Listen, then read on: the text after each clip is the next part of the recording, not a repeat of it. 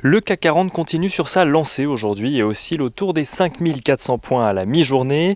Les valeurs qui ont le plus souffert de la crise sanitaire sont toujours très recherchées par les investisseurs ce matin, à l'instar des valeurs de l'automobile, de l'immobilier commercial ou encore des banques. Après avoir digéré la nouvelle d'un potentiel vaccin bientôt disponible développé par le laboratoire Pfizer, l'heure est également à la prudence pour une partie des investisseurs.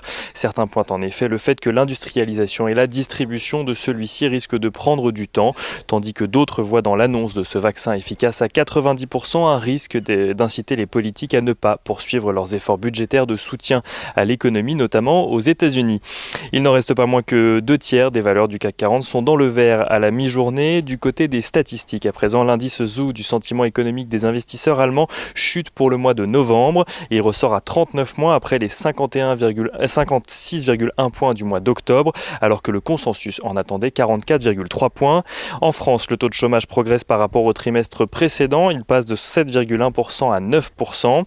Et la Chine voit de son côté son inflation ralentir à 0,5% sur un an en octobre, un rythme que le pays n'avait pas connu depuis 2009. À noter que c'est également aujourd'hui qu'entrent en application les droits de douane appliqués par l'Union européenne sur 4 milliards de dollars d'importations américaines. Droits de douane appliqués dans le cadre du litige entre l'Union européenne et les États-Unis à propos des subventions accordées par les États-Unis à l'avionneur Boeing. En matière de Brexit, enfin, les lords anglais ont de leur côté rejeté le projet de loi proposé par Boris Johnson qui lui aurait permis d'invalider certaines clauses du premier accord de divorce conclu en 2019, notamment sur la question de l'Irlande du Nord. Le Parlement anglais qui prive ainsi le Premier ministre britannique d'une carte importante dans sa négociation avec l'Union européenne, mais qui reste en phase avec les engagements pris lors du premier accord. Du côté des valeurs à présent à la Bourse de Paris, Unibail-Rodamco-Westfield s'envole à la mi-journée alors que l'Assemblée générale du groupe qui se tenait ce matin s'est opposée à l'augmentation de capital de 3,5 milliards d'euros voulue par la direction du groupe. Les autres propositions du plan de sauvetage sont-elles en revanche validées? Les actionnaires ont également voté l'entrée au conseil de surveillance de Xavier Niel et Léon Bressler qui avaient notamment exprimé leur désaccord vis-à-vis de l'augmentation de capital. BIC annonce de son côté une croissance annuelle de son chiffre d'affaires d'environ 5% dans le cadre d'un nouveau plan stratégique présenté aujourd'hui. Celui-ci souhaite réaliser 50 millions d'euros d'économies par an et générer au moins 200 millions d'euros de flux net de trésorerie par an également d'ici 2022.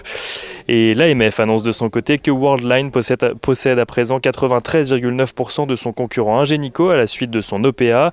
Ingenico qui a d'ailleurs demandé hier la suspension de cotation de ses actions et de ses Océanes, alors que Worldline devrait lancer une procédure de retrait auprès de l'AMF dans les prochains jours.